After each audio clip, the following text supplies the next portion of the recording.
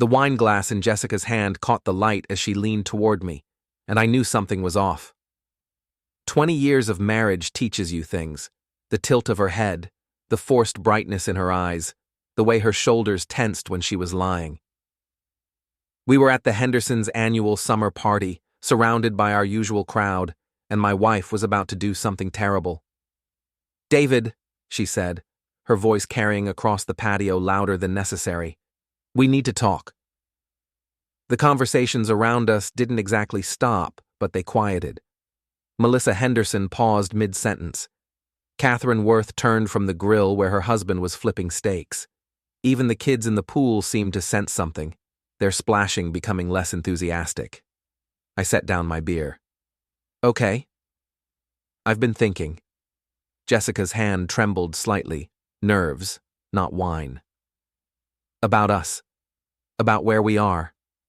Every face on that patio was now angled toward us, pretending not to listen while hanging on every word. This wasn't spontaneous. This was staged. "Go on," I said. She took a breath. Her friends were watching her like she was their champion going into battle. Catherine gave her an almost imperceptible nod. Melissa's eyes were wide with anticipation. "I want out," Jessica said. "Let's break up." The silence that followed was so complete, I could hear the pool filter humming. Someone's phone buzzed. A car door slammed on the street. I should have been devastated. I should have been shocked. Instead, I felt something cold and sharp settle in my chest. The same feeling I'd had 3 months ago when I'd seen Rick Patterson's truck parked 2 blocks from our house at 2 in the afternoon. The same feeling when I'd found the receipt from the Riverside Inn in Jessica's coat pocket. The same feeling when I'd hired the private investigator and gotten back photographs that made 20 years of marriage feel like a joke. "Perfect," I said, and watched Jessica's face freeze. "Now I can stop hiding that I know about your affair with Rick." The color drained from her face. Behind her, Melissa's wine glass slipped from her fingers and shattered on the concrete. Catherine made a sound like someone had punched her in the stomach. "What?" Jessica's voice came out as a whisper. "Rick Patterson," I said, louder now, making sure everyone could hear. "Your best friend's husband. I've known for 3 months." Catherine's husband, Robert, caught her as she staggered backward. Melissa was staring at Jessica like she'd never seen her before. Rick, who'd been standing near the pool with a bottle of beer, went perfectly still. "That's not," Jessica started. "The Riverside Inn," I continued. "Tuesday afternoons. You told me you had yoga." I pulled my phone from my pocket, opened the photo folder I'd labeled insurance, and held it up. July 8th, July 15th, July 22nd, August 5th. "David, stop!" Jessica's voice cracked. But I wasn't stopping. Not now. Not after months of watching her come home with her hair freshly brushed, her makeup reapplied, smiling at me like I was the idiot who didn't know. "Your test failed," I said quietly. Whatever this was supposed to prove, it proved something else entirely. Catherine was crying now, harsh sobs that she wasn't trying to hide. Rick had set down his beer and was moving toward the gate, but Robert blocked his path. "You need to explain," Robert said, and his voice was so calm, it was terrifying. The party was over. People were gathering their things, herding their kids out of the pool, avoiding eye contact. The Hendersons looked like they wanted to sink through the patio and disappear. Jessica reached for me. "David, I can explain." I stepped back. "No, you can't." "It was just a game," she said desperately. "We were testing you, to see if you'd fight for us, to see if you still cared." A game. I let that word hang in the air. And Rick? Was he part of the game too? Her silence was all the answer anyone needed. Catherine had pulled away from Robert and was walking toward Jessica with a look I'd never seen on her face before. Catherine Worth was the gentlest person I knew. Elementary school teacher, church volunteer, the kind of woman who trapped spiders to release them outside. But right now, She looked capable of violence. How long? Catherine's voice was steady despite the tears on her face. Jessica didn't answer. How long? 6 months, Jessica whispered. Catherine's hand moved so fast I barely saw it. The slap echoed across the patio like a gunshot. Jessica stumbled, her hand flying to her cheek. 6 months, Catherine repeated. 6 months you've been in my home, at my table, playing with my children, and the whole time— She couldn't finish. Robert had his arms around her, and she was sobbing into his chest. I looked at Rick. He was still frozen by the pool, his face pale. You have nothing to say? I asked him. I'm sorry, Rick said, and he actually had the audacity to sound sincere. You're sorry. I laughed, and it came out harsh and bitter. You're sorry you got caught. That's different. Melissa was at my side suddenly, her hand on my arm. David, I swear to God I didn't know. This test, it was supposed to be harmless. We were just going to see how you'd react if Jessica pretended to want a separation. We had no idea. Get off me, I said, and she flinched like I'd raised my hand to her. The patio was almost empty now, just our little group and the Hendersons, who looked like they were witnessing a fatal accident. I want everyone to understand something, I said, loud enough for the few remaining guests to hear. I'm not the victim here who didn't fight for his marriage. I'm the man who spent 3 months gathering evidence while his wife played games. I'm the man who talked to a lawyer. I'm the man who has photographs, hotel receipts, phone records, and a very clear picture of what happens next. Jessica was crying now, mascara running down her face. David, please, we can work through this. It was a mistake. It didn't mean anything. 6 months of mistakes, I said. 6 months of Tuesdays, 6 months of lying to my face every single day. I turned to Catherine. I have copies of everything.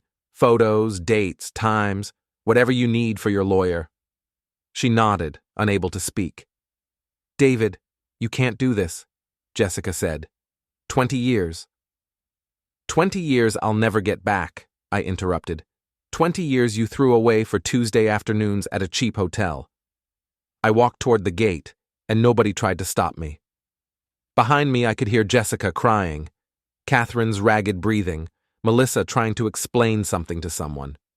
I didn't care. My truck was parked on the street 3 houses down. I got in, started the engine, and sat there for a moment, my hands shaking on the wheel. Through the Hendersons' fence, I could see shapes moving, hear raised voices. The party had become a funeral for 2 marriages. My phone buzzed. Jessica, please come back, we need to talk. I deleted the message and pulled away from the curb. I drove to my brother's house in silence, my hands steady on the wheel even though my mind was racing. Michael lived 40 minutes outside the city in a small ranch-style home with a workshop out back where he restored old motorcycles. He answered the door in grease-stained jeans, took one look at my face, and stepped aside. What happened? I told him everything. The party, Jessica's test, Rick, Catherine's reaction. When I finished, Michael handed me a beer and shook his head. 20 years, he said. 20 years. What now? Now I follow through. I pulled out my phone and opened my email.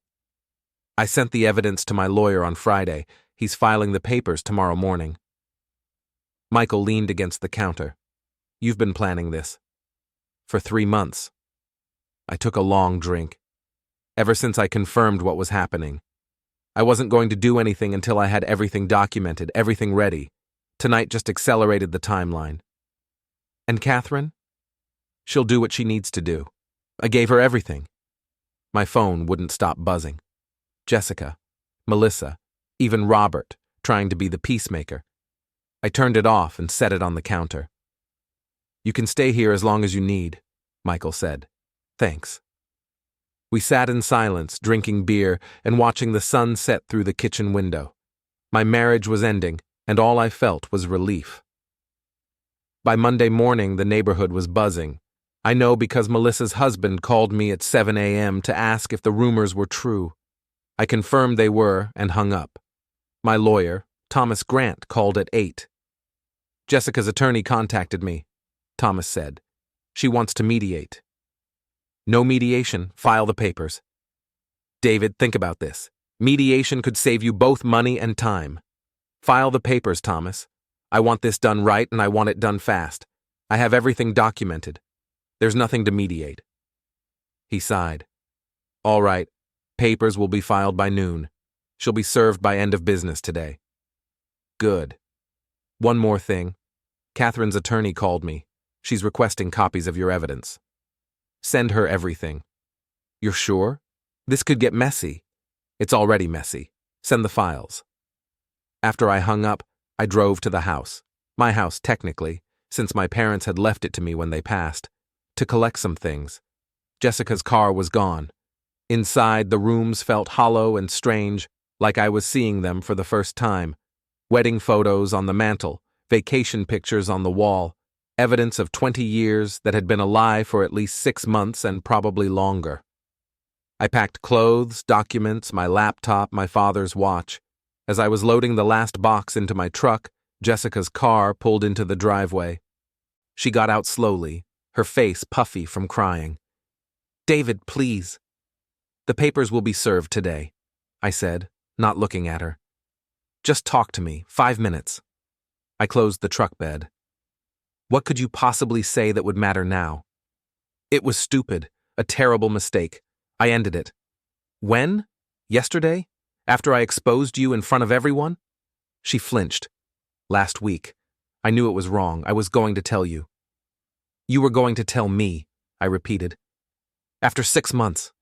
After how many afternoons? How many lies? It didn't mean anything. Then why did you do it? My voice rose. Why would you throw away 20 years for something that didn't mean anything? She had no answer. The test, I said. Whose idea was that? Melissa's. She read about it online. Couples testing their partners to see if they'd fight for the relationship. And you thought that was a good idea? To fake wanting a divorce to test me? I thought you'd stopped caring, she said quietly. You're always working, always distant. I felt invisible. So you had an affair with Rick Patterson? I shook my head. With Catherine's husband, your best friend's husband. I know how it sounds. You don't. You can't. Because if you did, you wouldn't have done it. I got in my truck. Where will you go? She asked. Away from here. That's all you need to know. David, please. Don't throw away 20 years over one mistake. I started the engine. You already did that. I'm just accepting it. I drove away and didn't look back. The court papers arrived at my brother's house on Wednesday. Thomas had moved fast. Discovery, asset division, everything laid out in clean, legal language that made the dissolution of a 20-year marriage sound like a business transaction. I signed my portions and sent them back.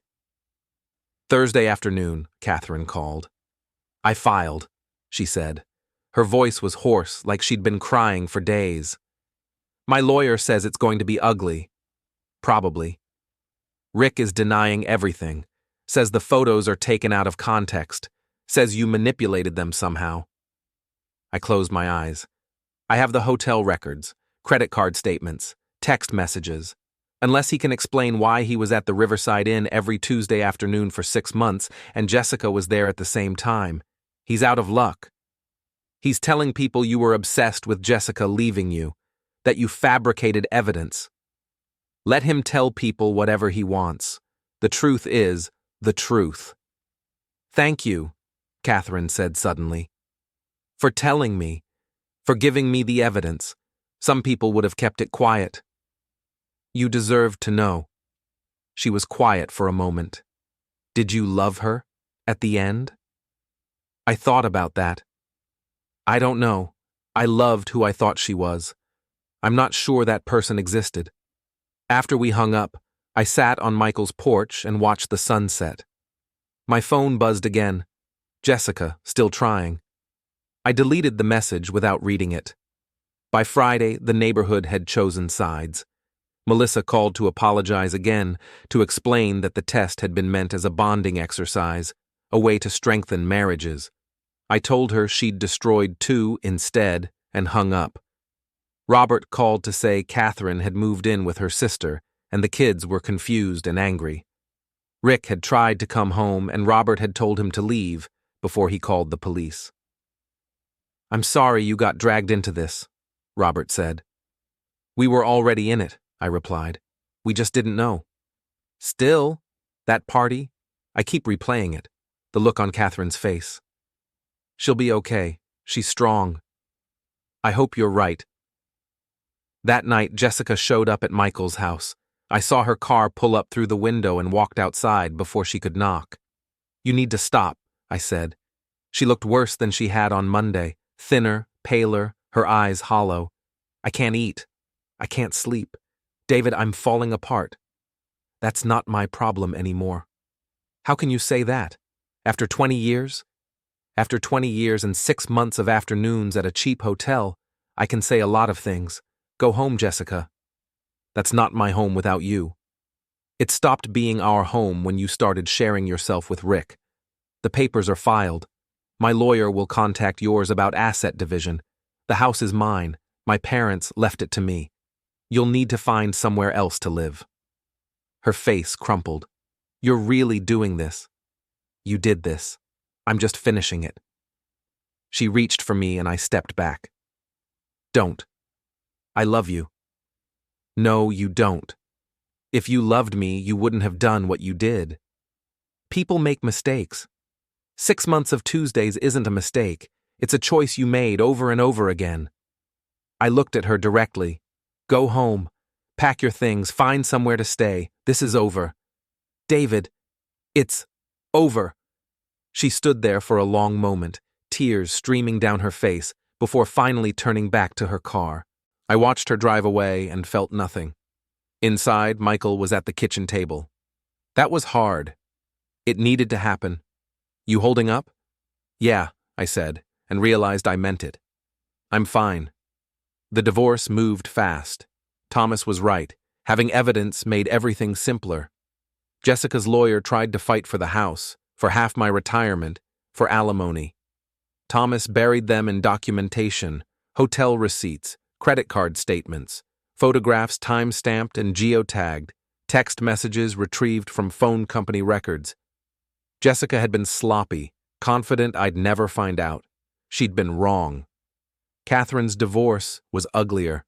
Rick fought everything, claimed the evidence was fabricated, hired an expensive lawyer who made a lot of noise about invasion of privacy and illegal surveillance.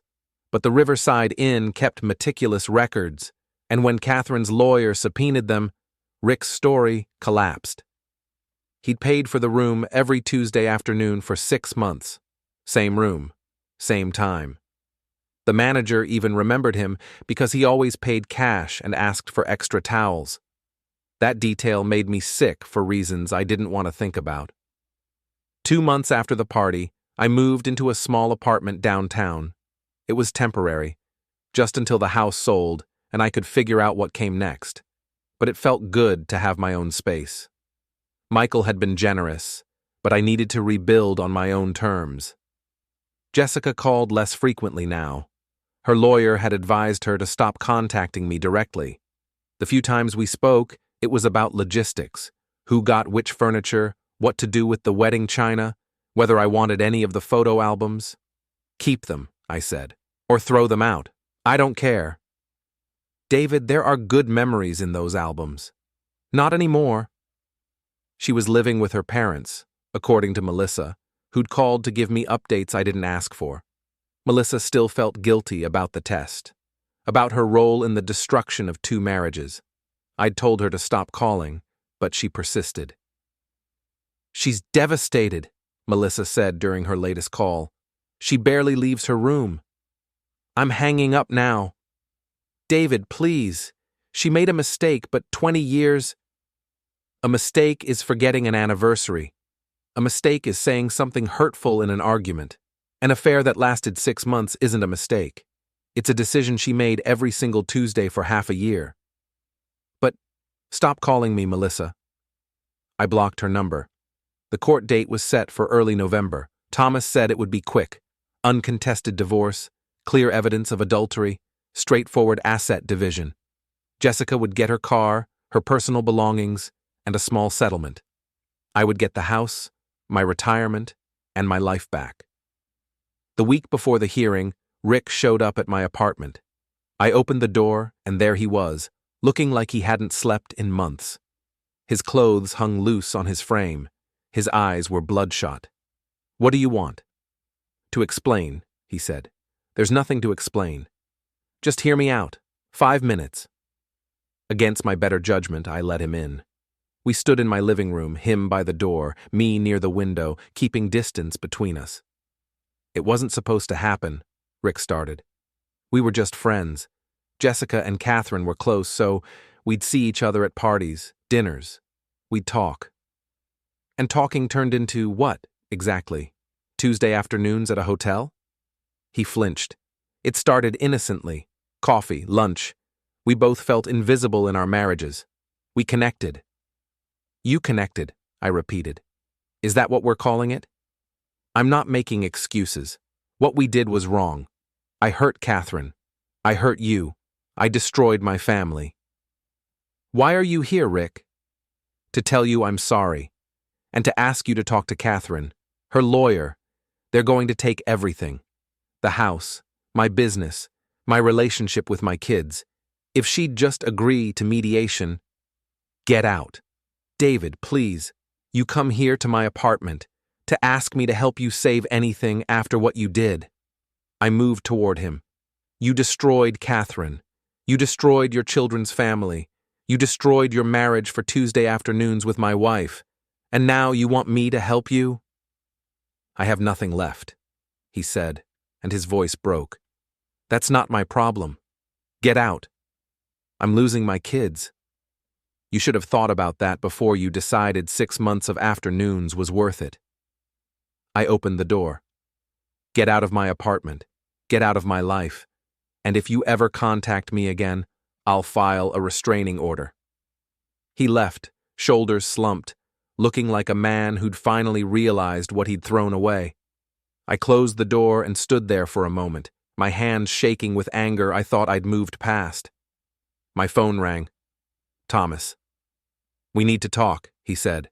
"Jessica's lawyer is trying to push the hearing back. They're claiming emotional distress, requesting a delay for counseling evaluation." "No delays. We agreed on the date. She can be distressed on her own time." "They're arguing that the affair evidence is prejudicial and shouldn't be admitted." I laughed.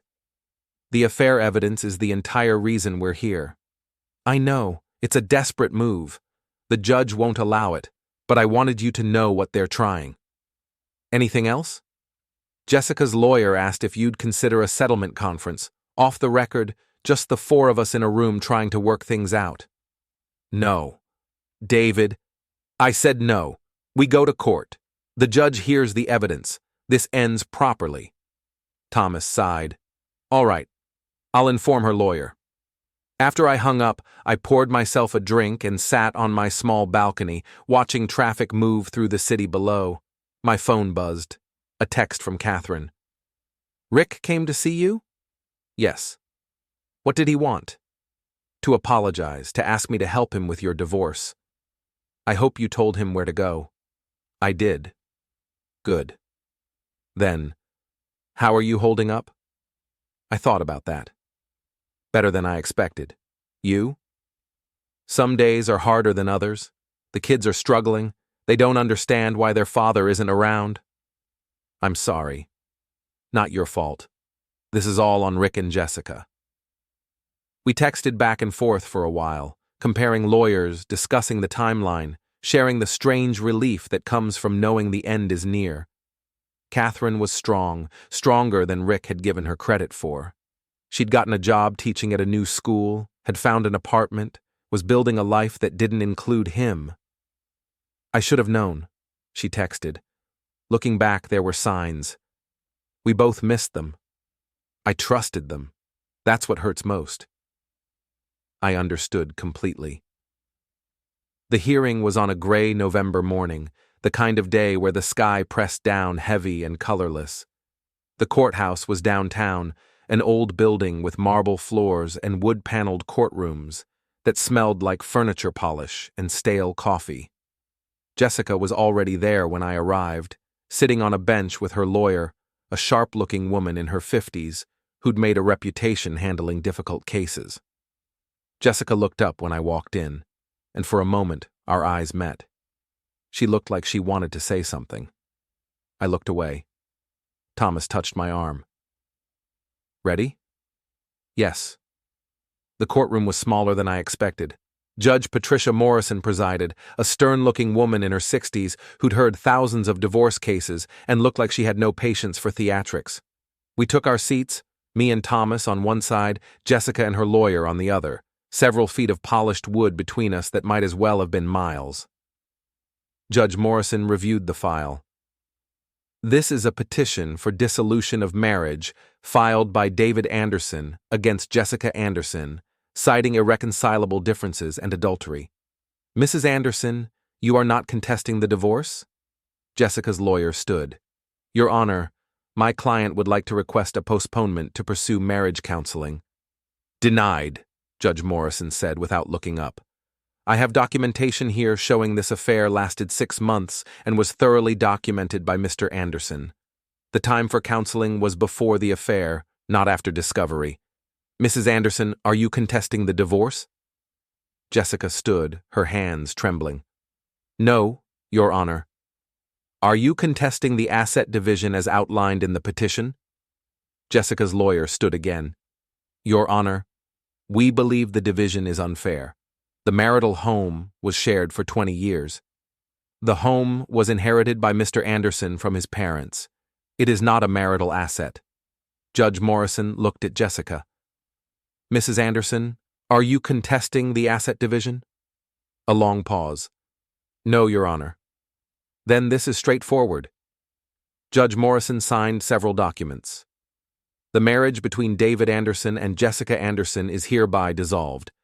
Asset division will proceed as outlined in the petition. Mr. Anderson retains the marital home and his retirement accounts. Mrs. Anderson will receive her vehicle, personal belongings, and a settlement of $15,000. Both parties are free to remarry. This court is adjourned. And just like that, it was over. 20 years ended with a gavel strike and a signature. Jessica was crying, her lawyer trying to comfort her. I felt nothing. No relief, no sadness, just a strange numbness that settled over everything. Thomas shook my hand. It's done. Yeah. You okay? I will be. Outside the courthouse, rain had started to fall. Jessica came out a few minutes after me, her lawyer beside her. She looked across the plaza at me, standing under an awning, and for a moment, I thought she might try to talk to me. Instead, she turned away and walked to her car. I watched her drive away, and that was the last time I saw my ex-wife. 3 weeks after the divorce finalized, I sold the house. I couldn't live there anymore. Too many memories, too many ghosts. I bought a smaller place on the other side of the city, a 2-bedroom with a garage where I could work on projects. Michael helped me move, and we spent the weekend unpacking boxes and assembling furniture.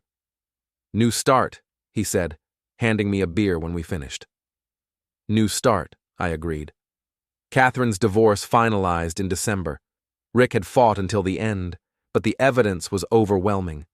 Catherine got the house, primary custody, and a substantial portion of Rick's business. Rick got supervised visitation and child support payments that would keep him broke for years. Justice, Catherine said when she called to tell me. We'd stayed in touch, 2 people who'd survived the same disaster and understood each other in ways no one else could. How are the kids? Adjusting. They're angry at their father, which breaks my heart, but they're starting to understand that what he did was wrong. That's good. I'm thinking about moving, she said, starting fresh somewhere new. Where? I don't know yet. Somewhere the kids won't have to see Rick around town. Somewhere I can breathe. Good idea. David? Yeah? Thank you. For everything. For telling me. For the evidence. For being honest when everyone else was playing games. you would have done the same for me. I like to think so. We talked for a while longer, sharing updates, making plans to meet for coffee when her schedule allowed. When I hung up, I felt something I hadn't felt in months: optimism. Christmas came and went. I spent it with Michael and his wife, eating too much ham and watching football. My phone stayed quiet. No calls from Jessica. No texts from Melissa. The neighborhood drama had settled into new patterns that didn't include me. On New Year's Eve, I stood on my new balcony with a glass of wine, watching fireworks explode over the city. Somewhere out there, Jessica was starting a new year alone, probably at her parents' house, probably wondering how everything had gone so wrong. Somewhere, Rick was doing the same, missing his kids, living in a small apartment, paying for his choices. I didn't feel sorry for either of them. I felt free. My phone buzzed at midnight. A text from Catherine. "Happy New Year. Here's to better days ahead." I smiled and typed back, "Happy New Year. Here's to truth and honest people." Then I turned off my phone and went inside. The final piece came in February. Thomas called with news I'd been waiting for. Jessica signed over the deed to the house. All assets are transferred. Everything is final. Good. There's something else. Her lawyer contacted me. Jessica wanted me to give you a message. I don't want to hear it. She said to tell you she's sorry, that she understands why you did what you did, that she hopes someday you can forgive her. I was quiet for a moment. Tell her lawyer that forgiveness isn't something she gets to ask for. She made her choices. Now she lives with them. I'll pass that along. Anything else? That's it. You're officially done, free and clear. Thanks, Thomas. After I hung up, I sat at my kitchen table and thought about forgiveness. Maybe someday I would forgive Jessica. Maybe someday I'd be able to look back on the good years without feeling the sting of the betrayal. But today wasn't that day. Today, I was content to let the past stay buried and focus on building something new. That evening, I drove to Catherine's new apartment across town. She'd invited me for dinner, nothing romantic, just two friends who'd survived the same storm. Her kids were with Rick for the weekend, so the apartment was quiet. "How does it feel?" she asked, handing me a glass of wine. "Being officially free?" "Strange, like waking up from a bad dream and realizing it was real." "I know what you mean." We cooked dinner together, talked about our plans, laughed at stories about the absurdity of our ex-spouses and their failed affair. Catherine looked lighter somehow, like a weight had been lifted. "Do you regret it?" she asked as we were cleaning up. "Exposing them at the party the way you did?" I thought about that. No. It needed to happen. They'd been playing games with us for 6 months. It was time for the truth. Melissa still feels terrible. She should. Her stupid test destroyed 2 marriages. She called me last week, said she wanted to apologize in person. "What did you say?" "I told her I wasn't ready. Maybe someday, but not yet." "Good for you." We finished cleaning and moved to her small living room. Outside, the city lights stretched to the horizon. "What now?" Catherine asked. "What do you do with a whole life ahead of you that you didn't plan for?" "Live it," I said. "That's all we can do." She smiled. "Live it. I like that." We sat in comfortable silence, 2 people who'd been through hell and come out the other side. We weren't victims. We weren't broken. We were survivors who'd chosen truth over comfortable lies. And that was enough. March brought warm weather and new opportunities. I took a promotion at work that I'd been avoiding because Jessica had wanted me home more. I started running in the mornings, something I'd given up years ago. I joined a woodworking class at the community college and started building furniture in my garage. Catherine moved in April. She'd found a teaching position 2 hours north in a small town where nobody knew her story. We had dinner one last time before she left. "You'll visit?" she asked. "Of course. The kids ask about you sometimes. They remember you being kind at the party, before everything exploded. Tell them I said hello. I will. We hugged in the parking lot, and I watched her drive away toward her new life. I was happy for her. On a Tuesday afternoon in May, exactly 1 year since I'd first followed Jessica to the Riverside Inn, I drove out to that hotel. It was a shabby place on the edge of town, the kind of place that catered to affairs and people who didn't want to be seen. I parked in the lot and stared at the building that had been the site of so much deception. Then I started the engine and drove away without looking back. Some places deserve to be forgotten. That night, I sat on my balcony with a beer and thought about everything that had happened. The party, the confrontation, the divorce, the rebuilding. It had been the hardest year of my life, but I'd survived it. I'd chosen truth over ignorance, action over acceptance, self-respect over comfortable lies. Jessica had tried to test my loyalty with a game. Instead, she'd tested my strength, and I'd passed. My phone buzzed, a text from Michael. Beer this weekend? Absolutely. I set down my phone and watched the sunset paint the sky orange and purple. Tomorrow, I'd wake up in my own place, make my own choices, live my own life. Tomorrow, I'd continue building something real on the ruins of something false. Tomorrow would be better than yesterday. And that was the only revenge I needed.